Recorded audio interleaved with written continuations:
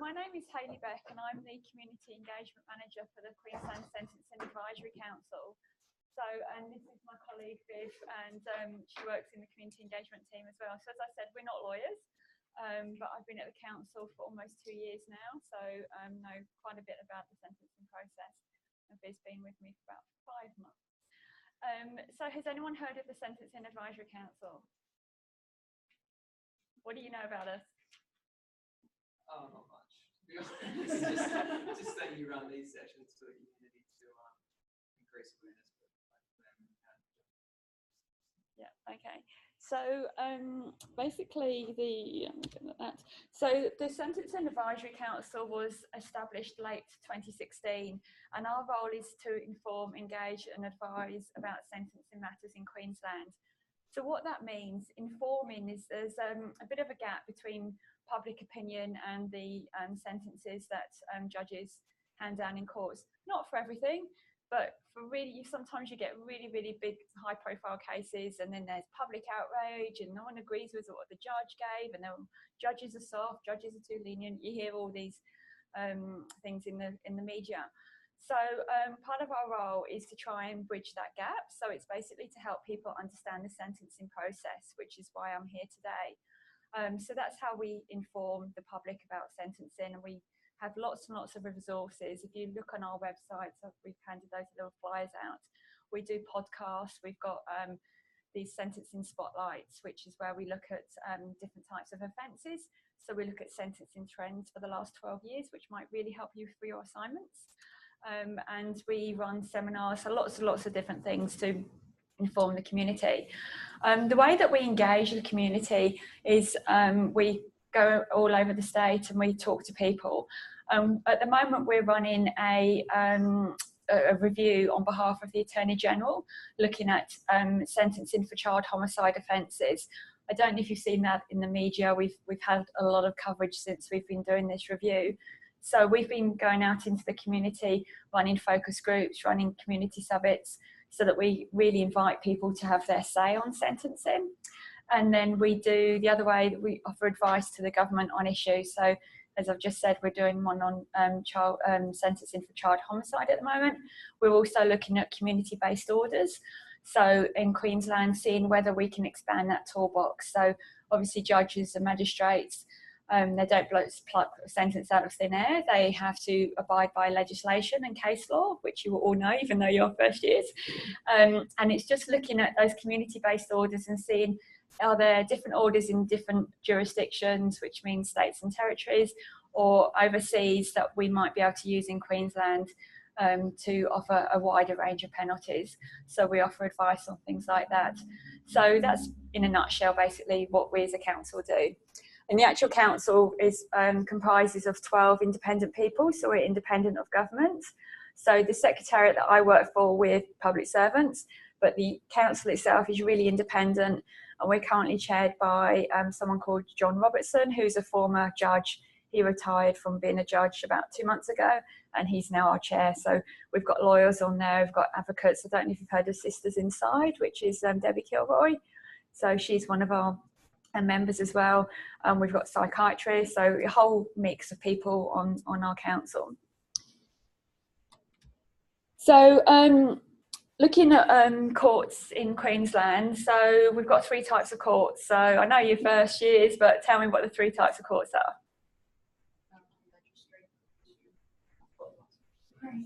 Great.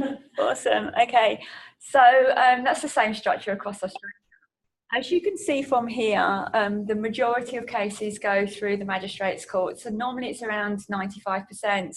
We've actually broken that data down for the Ipswich area, which is where you fall under. I know you're at different campuses, but this particular campus falls under the Ipswich courts.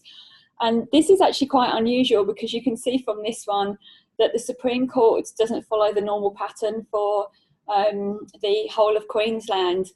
So the Brisbane Supreme Court actually covers 7% of cases in this area, as opposed to normally it's about 1%. Can anyone think of why that might be the case? The situation. There will be corruption with the council. I know that's gone up to the Supreme Yeah. Any other reasons why so this is picking up Brisbane as well. So Brisbane and all the Ipswich area, the Supreme Court's picking up or there's kind of the greater Brisbane area. Ipswich doesn't have a Supreme. No, it falls under the Brisbane one. Okay. So the 70% of Brisbane, is that taking into account all of Brisbane? Yeah. And Ipswich? Yeah. So is that one? Yeah. So it's basically population. Yeah. So it's covering the majority of the highest population, the southeast. So that's why this looks a bit different. So if this was the Cairns area, that would normally fall a lot more like the 1%. So yeah, normally it follows exactly the same pattern, but in this instance, it's not. So I'm just looking at the sort of typical cases that go through a magistrate. So I've just said that 95% of cases go through a magistrate. So can you name some of the instances of offences that would go through a magistrate's court? Yep. Drugs. Would they? Yeah, like minor, probably personal use as opposed to dealing.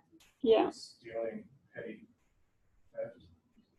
Yeah. So basically, all cases initially go through the magistrates, and then they were referred on to the district or supreme, depending on how severe they are.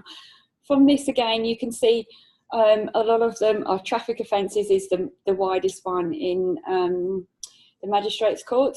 And in this area, this is just literally the Ipswich one, higher on theft. So don't know what that says for local people here, but that's not following the statewide pattern.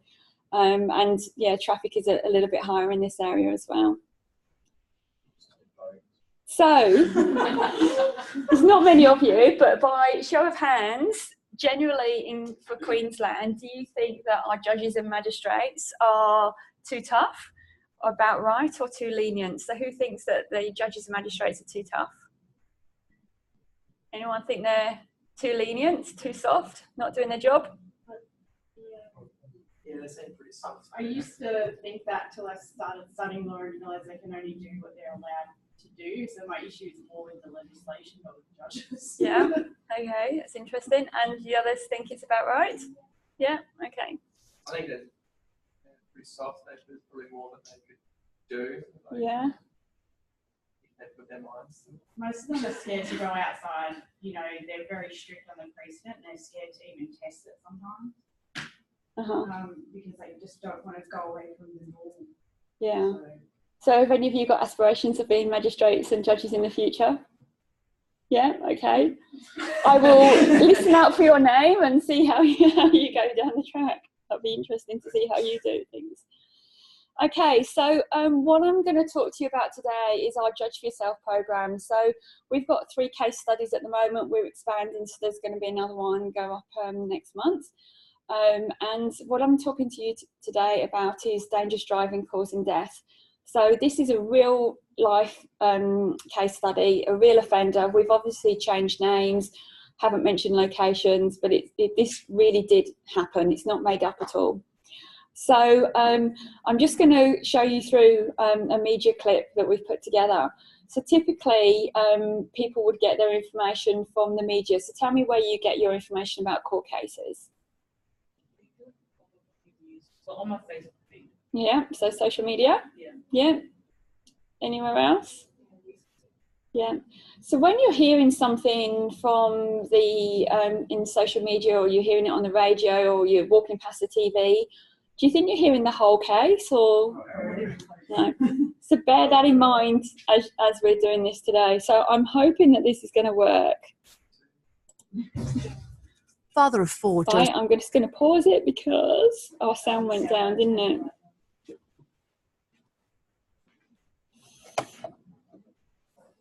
I think it was when we had this up higher here. Yeah.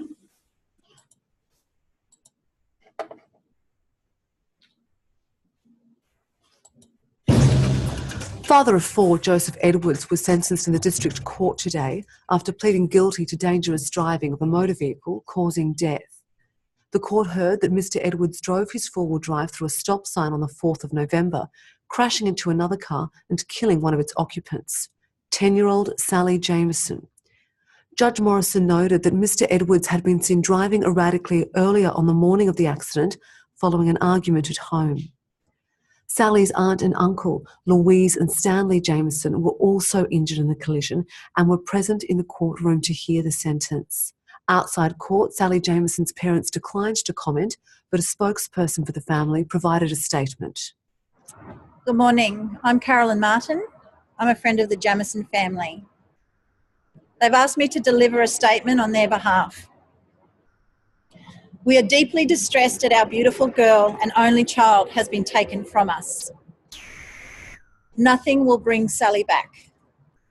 We will live the rest of our lives in grief at her loss. We appeal to all drivers on our roads to please take care and remember that you have the safety of others in your hands. Thank you. Okay, so from that, we haven't said what the sentence is, and that's your job today. You're going to put the shoes on of a judge, because this is a district court case, and you are going to sentence this case. So you've heard bare minimum details about the case. What are your initial thoughts of sentence? So it's a dangerous driving causing death.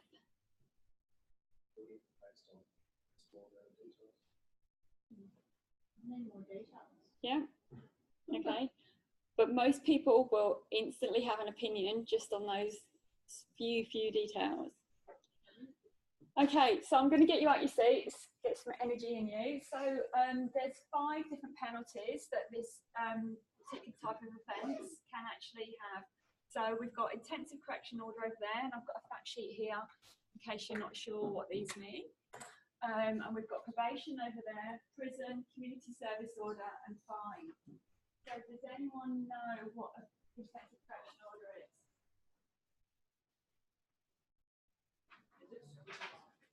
Not probation, but like you're allowed to be in the public, but have to like apply like Almost. So it's basically instead of going to prison, if your prison sentence is 12 months or less, you can actually serve that in the community. But you're quite right, you have really strict rules.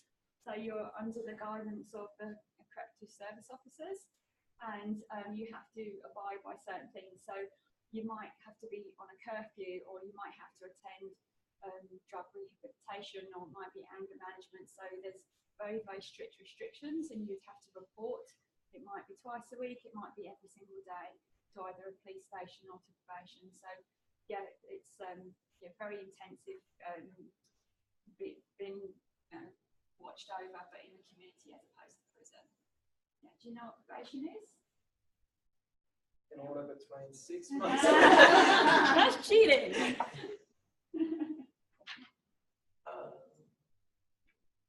Yeah, I guess something imposed by the court to monitor a person over a certain period of time. So I guess good behaviour sort of thing to watch that. Yeah, so basically probation, you're not going into prison, but it's not as strict as an intensive correction order.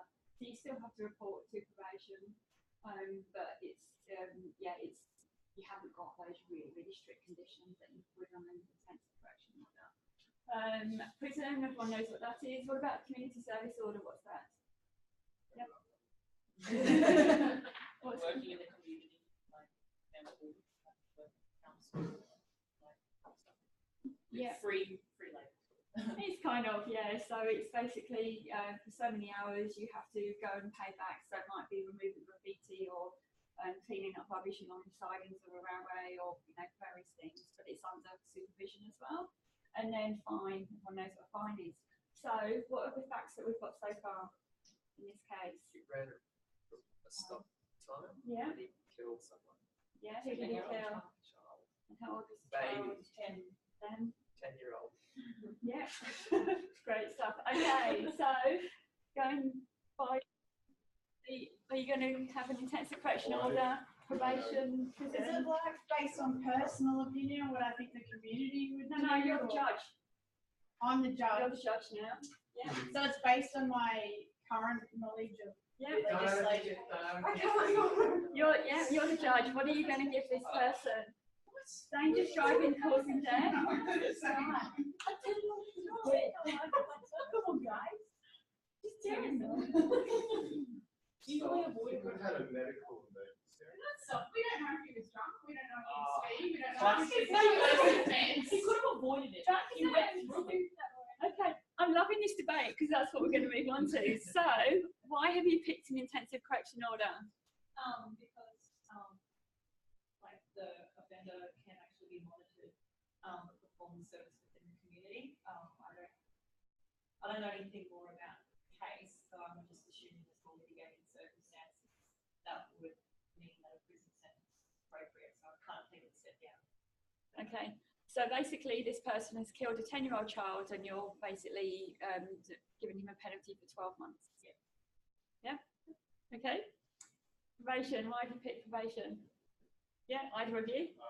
Well, since I don't know more facts, I feel like where there's an should fall back. Okay. All right. So, who was saying that the judges are too soft? Yeah. What about yourself? See, personally, I would have liked to have been over there. Move there then. Based Too on, far to walk. based on like what I've seen in terms of precedent of sentencing, this guy was a good moral character, and he there weren't any other mitigating factors, like he wasn't drunk, he wasn't speeding. This was his first offence. This is the sentence the judge would give. Okay. Prison. 3 of you there. So, why did you pick prison?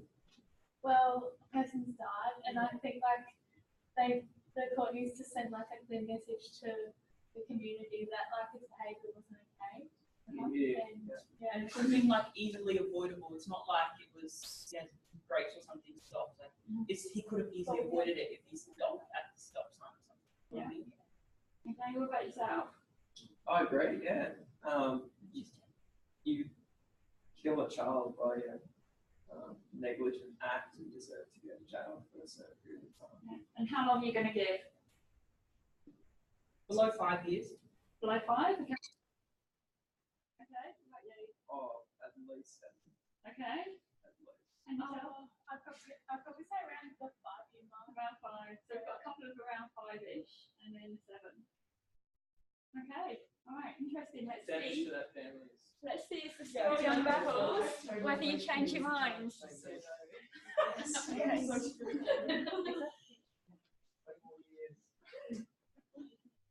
So tell me, the group over there said a little bit about the reasons for sentencing, but why in general, for this case and generally, why do we sentence people?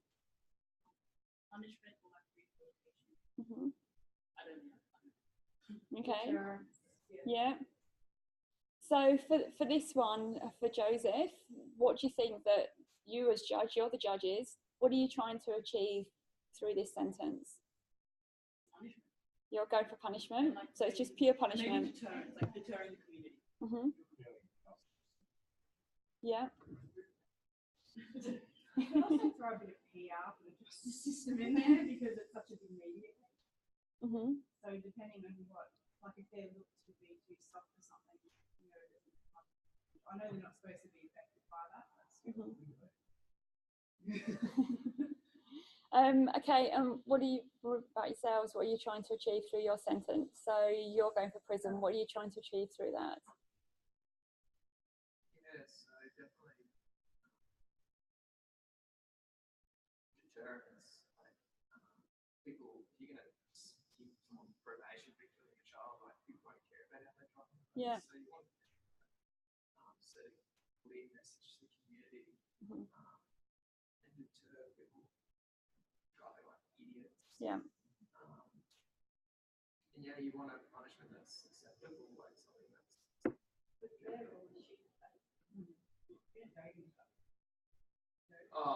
but I mean, like, when I say media, well, if you go for Yeah. yes, if you go for a stop sign, as far as I'm concerned, you should stop. Yeah. Then what did they say that he was like driving really like he was seen driving But like I feel like at the end of the day, he was still found, like his everything found.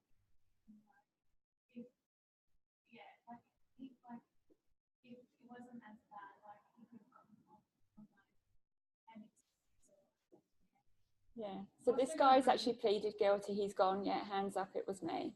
Yeah. Good agreement. He had an argument or a relationship issue, which means he may not have been in the most, effective mindset. You can also bring in the whole psychologist element, testifying and stuff like that. What happened in that? Was it a domestic violence issue? We don't know that.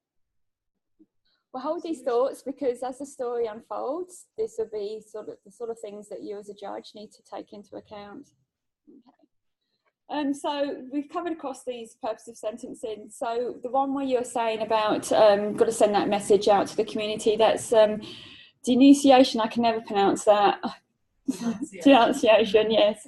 So that's basically denouncing to the community that this behaviour is not acceptable. So punishment is just pure, you did something wrong, you're going to get punished. Rehabilitation, so some penalties are to correct behaviour. So it might be for drugs, go through drug rehabilitation, or it might be alcohol management or something like that. Deterrence is basically, if you do this, you're going to prison. So it's deterring people in the community from doing something.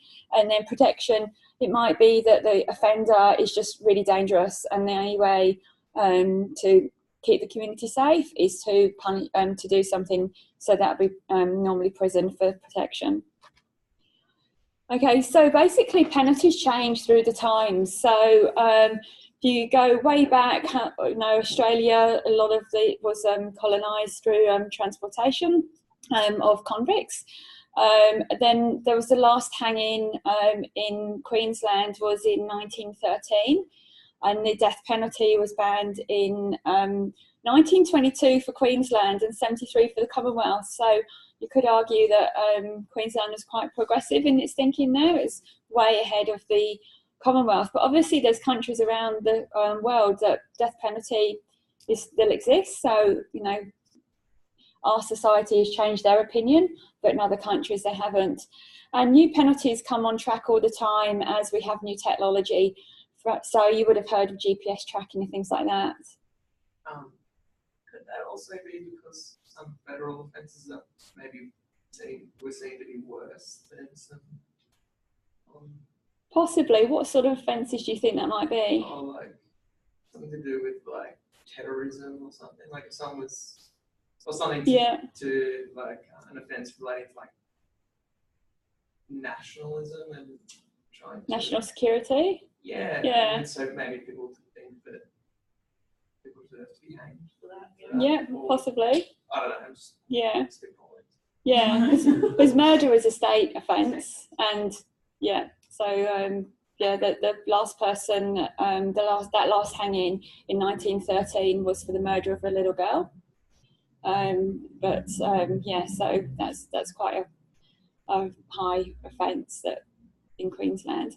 And then through a stop sign. I don't think you get hanged for that. As society moves on, basically the point of this is society changes its opinion all the time. Technology comes on board, so penalties change. Okay, I'm not going to show you that one again. How much do you think it costs for a person to be in prison per day? 295. Oh, you saw it. That's right. I don't know if you saw the next bit. And how would that compare to someone being in the community serving their sentence? So intensive correction order or on probation. Yeah, a day. So expensive. The 295 for one person per day. Yeah, per day. It's a nice hotel too. Yeah. So it actually works out, the average daily cost per prisoner is $295 compared to $13 if you're on a community-based order. Now, judges and magistrates are not allowed to take this into account when they are making their sentence. But from a community point of view, I think it's really interesting when everyone goes, oh, let's build more prisons, the cost of that. And if you can imagine how much that money could be used in healthcare or education or something else. So it's a balancing act. That's $295 a day actually works out about $130,000 a year, which you could go and live in, the best hotel in the world for $130,000 a year. Does that take into account everything like wages, electricity. Yeah. Repairing, maintenance. Yeah. Takes into account everything. Yes. And it divides it by how many people are. Yeah. So it's pretty high. Do you think it's high, or do you think that's? I think that's really high. Yeah. I thought it'd be like $20. Yeah. When you think about it, I'm really like taking some care of the coal, yeah, I don't have to do it, like their clothes, like so much more. Yeah, like all the guys. Yeah. Some of those costs still there whether people are in prison or not. So Yeah. That's true. instead of charge. Yeah. What do you mean? Well, the building still costs money to Building build, whether you maintenance have and- people in there or not. Mowing the lawn. Does Yeah. that cover any rehabilitation programs, or is it just purely housing? Just housing. Wow. Yeah. That's even more expensive. Yeah. And in Queensland, our prisons are full. Oh, and the cost for youth detention is a lot higher than this as well. So yeah, I haven't got the figures for that, but I know that they are higher. Because they have to have a higher ratio of guards or per young offenders. Yeah. And do they have like nicer facilities and like programs? Not necessarily, but they do have to do schooling. Okay, let's hear some more of our stories. So this time we're going to hear from the prosecutor. So this is a sentencing hearing, okay? So the offender has already pleaded guilty, but this is what really does happen in a sentencing hearing. Silence, all stand. Oh, sorry, do I have to do that every time? Okay.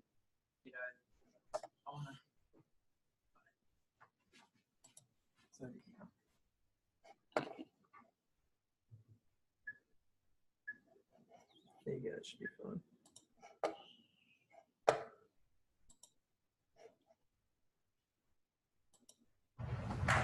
Silence, all stand.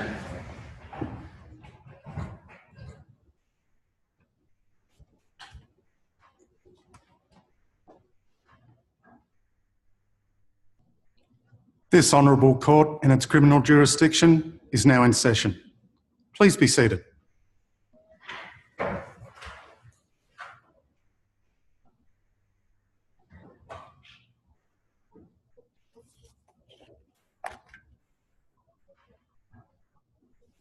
Your Honour, the offender has pleaded guilty to one charge of dangerous operation of a vehicle causing death. In police interviews, 41-year-old Joseph Edwards admitted he got into his four-wheel drive following a heated argument with his wife. Mr. Jack Davis, the taxi driver who witnessed Mr. Edwards' erratic driving, stated that his driving was concerning enough for him to pull his vehicle off the side of the road to avoid a collision. The death of Sally Jameson and the injuries to Louise and Stanley Jameson were caused when the offender drove his vehicle through a stop sign into a Holden Commodore, driving into a light pole. Sally Jameson died at the scene. Louise and Stanley Jameson suffered minor injuries and were released from hospital the same day. A victim impact statement tendered by Sally's parents conveyed the deep grief and shock that they have been suffering since their daughter's death. The death of a young girl at the very beginning of her life and the injuries to her aunt and uncle were avoidable. This incident is more serious than just momentary inattention. Your Honour, despite the offender's early plea of guilty, this is a serious offence. So what does the word aggravating factors mean?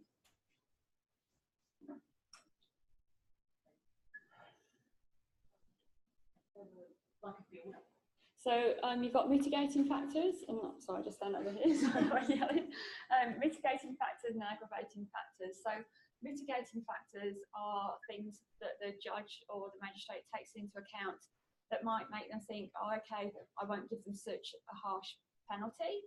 And then aggravating things that are taken into account and go, well, actually, that's going to make me make my penalty more harsher. So that's the difference. So in this one, what do we think that aggravating factors are? So what have you heard from the prosecution that would make the judge think, oh, okay, I'm going to, go hard on this person?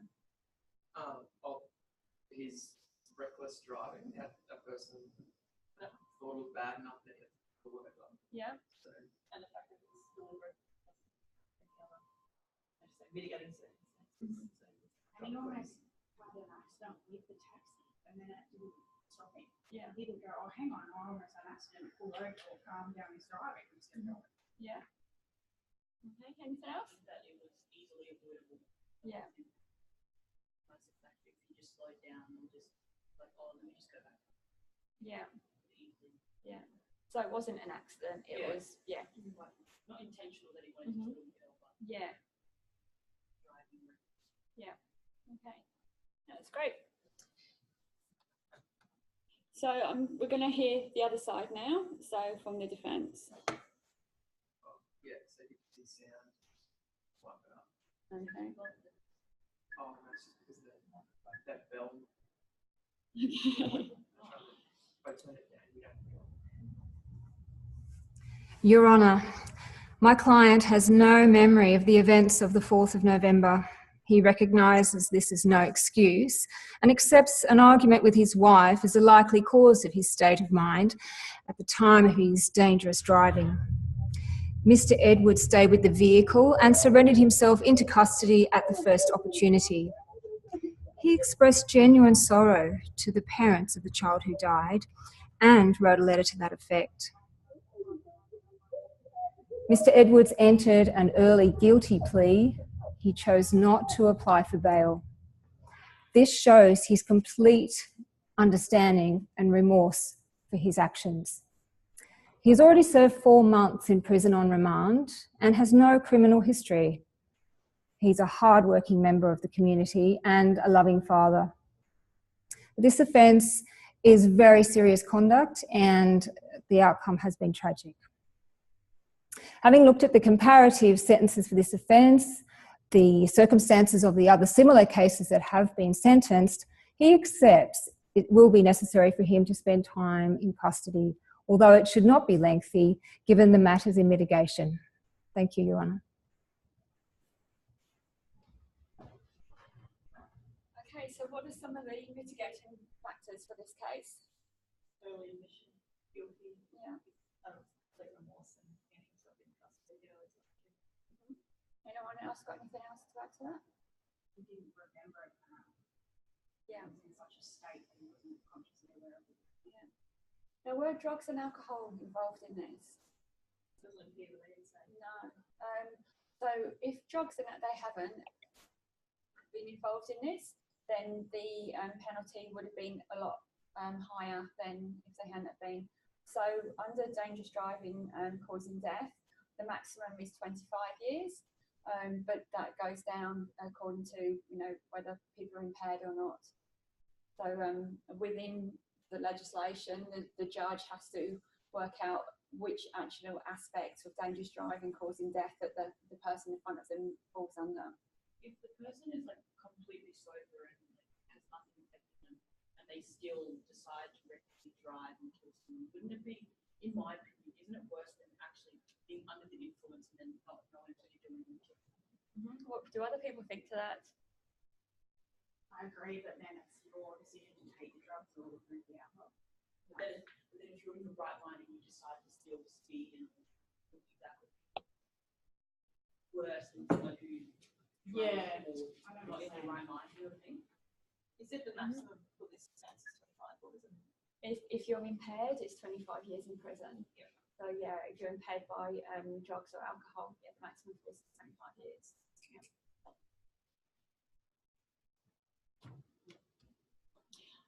So this isn't usual in a sentencing hearing, but if this was before a jury, you'd quite often hear a character statement. So we've put this in just so that you get a broader picture, and this is information that the judge would have. So we're just going to hear from one of Joseph's friends now. Sorry. Oh God, poor old Joe. That's a terrible thing. I bet he's feeling so dreadful at this point. I worked with him as a volunteer at the Rural Fire Service for 8 years now. He's a hard worker. Always has his hands up for things. Always doing drills. Does the equipment inventory and organizes the boys for fundraisers. We became mates through those years, and I've been to his house for barbecues and stuff. He has 4 kids. The younger 2 They're autistic. They've had it tough, him and his wife, but you should see him with those kids. Nothing short of amazing. I just hate to think what would happen to them if he's in prison for too long. What are your feelings about Joseph now? You've heard about his home life. What are you thinking about him? Has your opinion of him changed? He's under added stress. I think like it's sad, but I think that like he should still go to jail because he's killed a kid, and that it's either way he has some kids. So imagine in that situation. So do you think, as judges, you're the judges, that you should be thinking about his family situation when you're giving your sentence? Should it? Yeah, you do. Unless it, unless it contributes directly to why he has to know. Yeah, you think it should just be, okay, I know that, but that's irrelevant. Then you could bring the fact that we've now learned from his two autistic children, I mean, that could somehow contribute to his state of mind and why he was under added stress. Yeah. Compared to, say, a regular. Yeah. So he obviously does a lot of community work as well. Do you think that makes him sound like a good character in general? And yeah, so do you think the judge would take that into account? Yeah, that's right. So it's not like he's doing it all the time. He's, you know, generally he's got good character and he's got a really minor criminal record. What if the guy had a really high criminal record, so he'd been in and out of trouble for the last 20 years? What do you think the judge would think then? Yeah.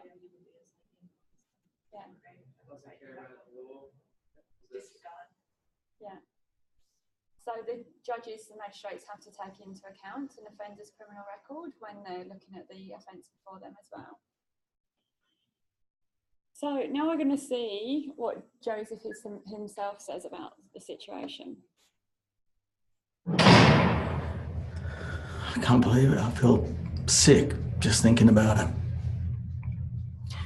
I'm responsible for that young girl's death and I can't even remember what happened. They say I went through a stop sign and smack into their car. Prison has been really, really hard. I miss my kids. I've had to go into protection in here as I'm constantly being beaten up and picked on. Guess I deserve it. They all know that a young girl, a little kid, died because of me.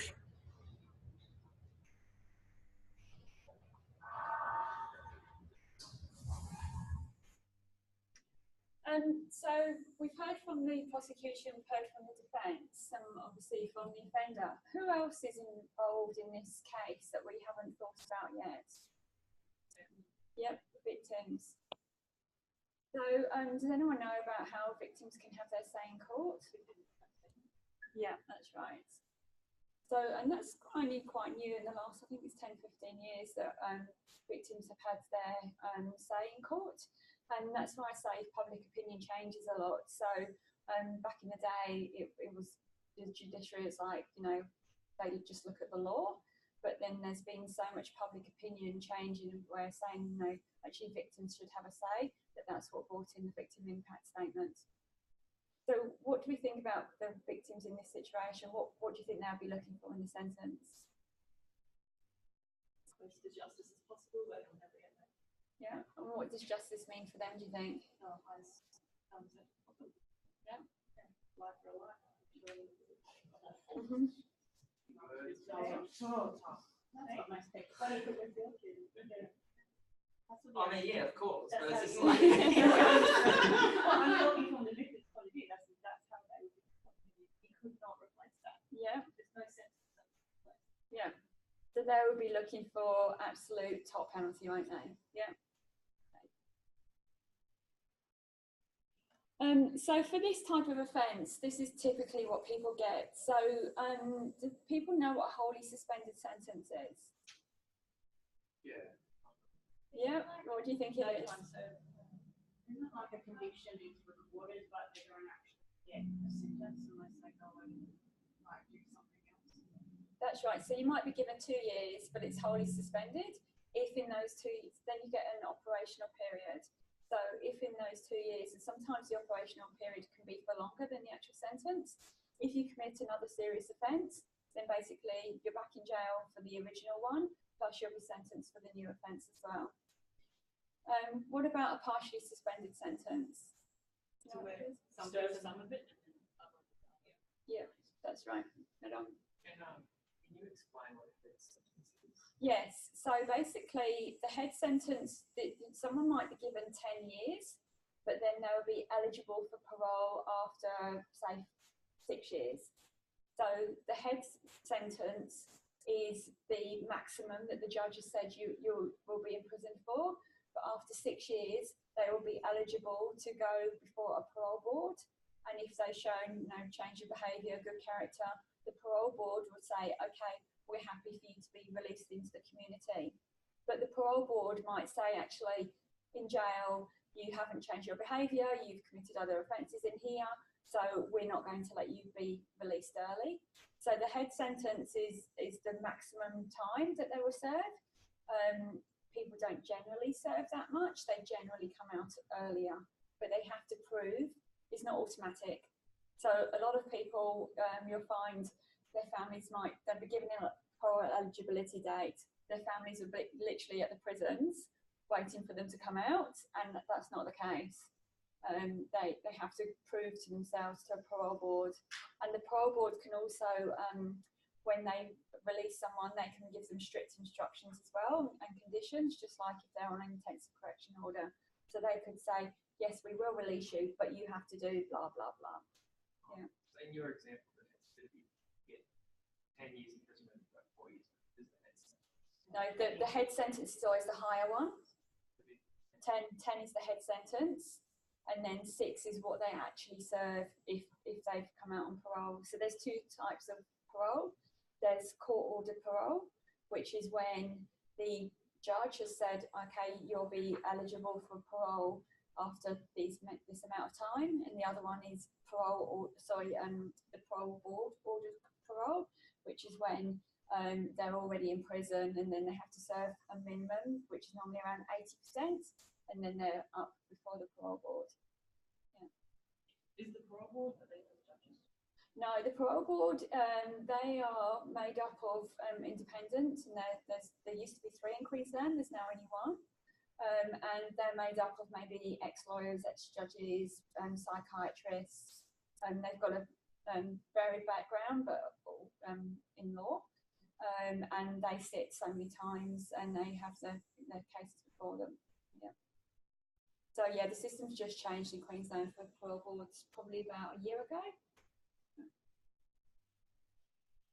So up on your feet again. You've heard from the prosecution, the defence, you've heard a character witness, you've thought about the victims, you've heard from Joseph himself. What are you going to do now? How are you going to judge him?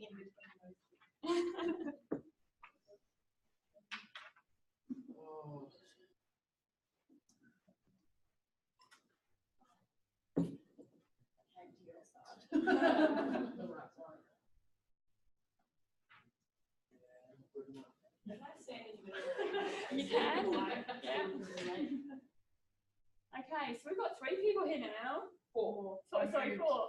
You changed your mind. Yep. Why did you change your mind? Because he was driving erratically, and especially he almost had that vision of the taxi, and that could have snapped him out of it and woke him up, and he kept going the way he was. Yeah. And then also based on what I've seen of other comparative sentences, he would search on. Yeah. Okay. How long would you give him?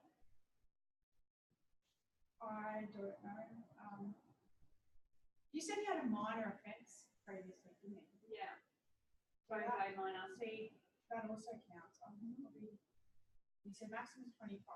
But actually, if you've been impaired, Yep. if it's just if there's no impairment, the maximum is 10.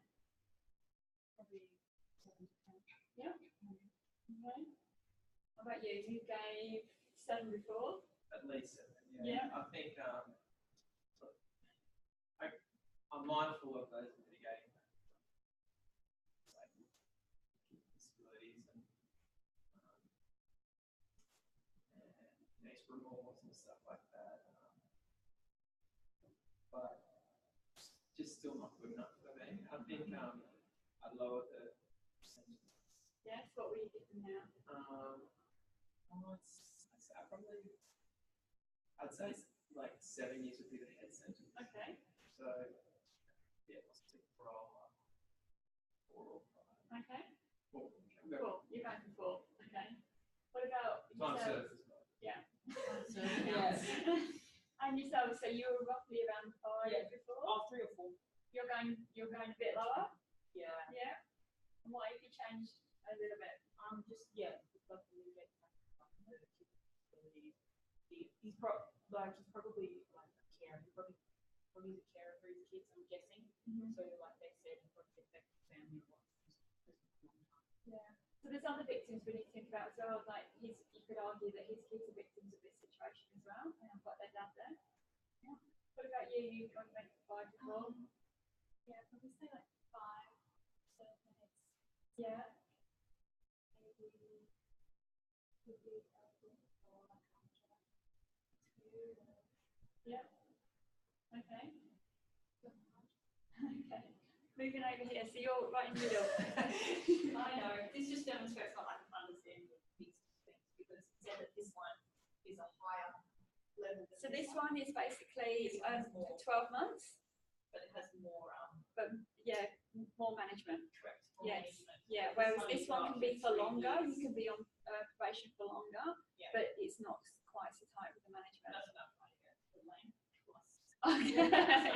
Yes. Okay. So say 3 years. Intensive probation. Yeah, it's intensive probation. So why are you saying that? Well, mitigating factors. Yeah. I don't think anyone in this room is can stand up and claim that they are perfect and have a perfect driving record and levels there. Have a lapse in judgment in anything like that. This is obviously an outstanding member of the community. Yeah. All decisions. And I can't say that anyone in this room has made a bad decision in that one.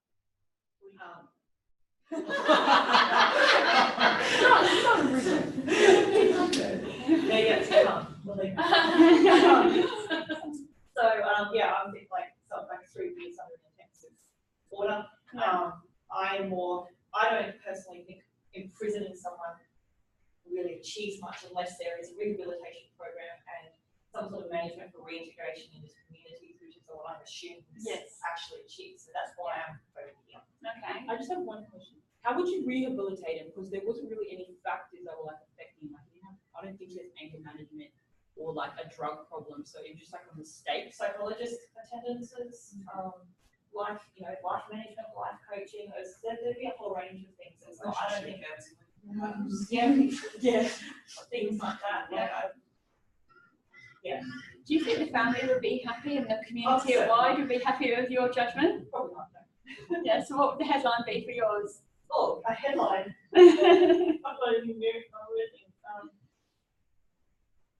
Would we get Justice naughty soft again. Judge has gone soft. Judge lets off killer. Oh! Well, we all make mistakes. I think He was a we're good lucky, guy. I think we're lucky in this country, and we as lawyers stand to serve and give everyone a voice. So, as a judge, I'm trying to balance that. Okay. What about yourself? So you stayed in probation. Yeah, I think probably 3 years I was suspended. But I think there's an element of the, like Ron was saying, the ladies, he didn't know what he was doing, he can't remember doing it, he just had a brain start. Like there's no intent. Clearly is a good community member. All the mitigating factors are there to take into account. He's got, his kids never need that home. He's got no criminal history. Like you're saying, 3 years I was suspended. Yeah. Okay. Great. Okay. So we had one person went harsher. Yourselves. Yeah. You came down a little bit on your sentences, but not too much. And you two, when you've walked a little bit harsher because you want a longer one, and yeah, you've gone to the wholly suspended. So You see how people change their opinion once they have the full story? Yeah, okay, you can take the seat. So let's see what Joseph got. Oh, I've done the victims one. Oh, sorry.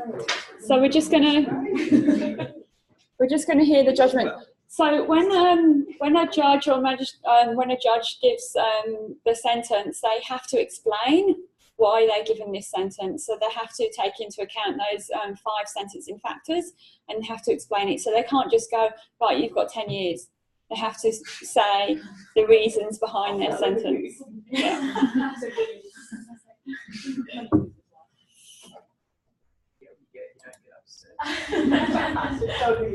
You have pleaded guilty in this court to one charge of dangerous operation of a vehicle causing death.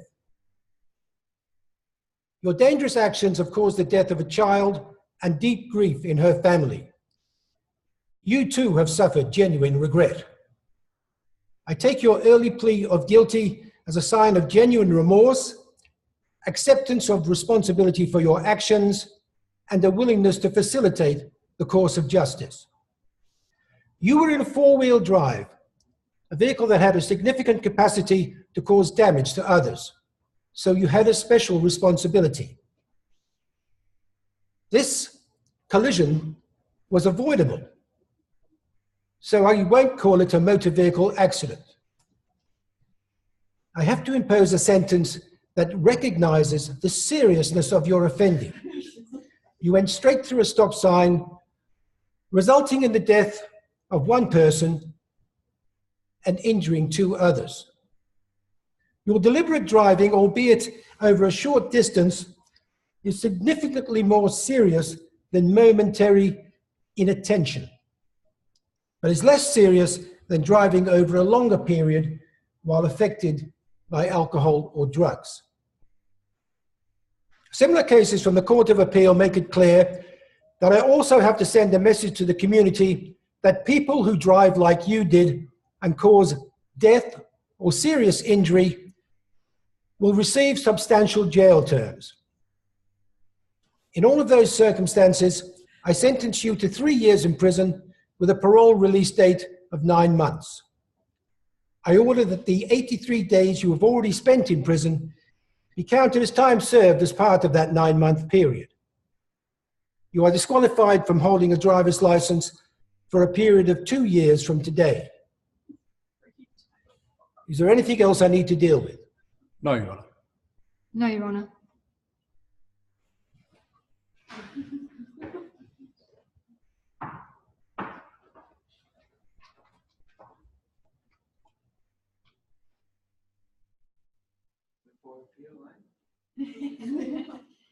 So the sentence was 3 years in prison, so that was the head sentence.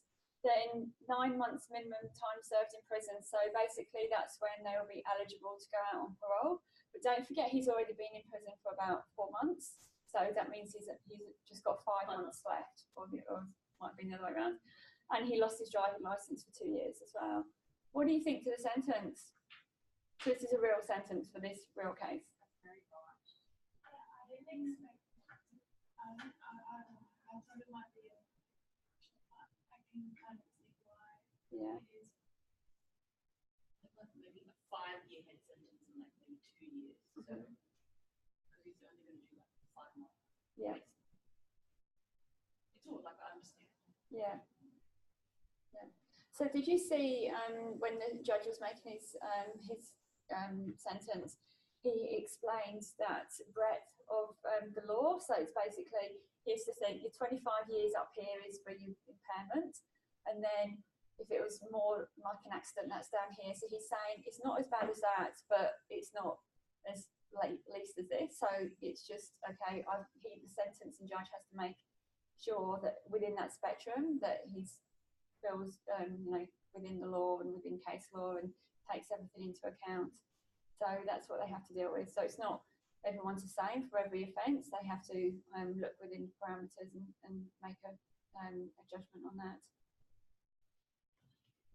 So what are your thoughts about sentencing process in general? Do you think programs like this help you to see that there's more to the sentence than the headline?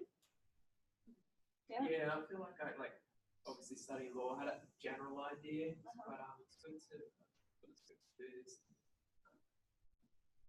Yeah, get a bit more inside and try and understand a bit better, like the hits and stuff, all the shit about that. Yeah.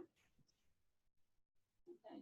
Good to touch on because like, you do one subject and then you don't do that again for the rest of your degree. Like criminal law is like gone so quickly. It's like, You need to keep coming back to our website and looking at all our resources.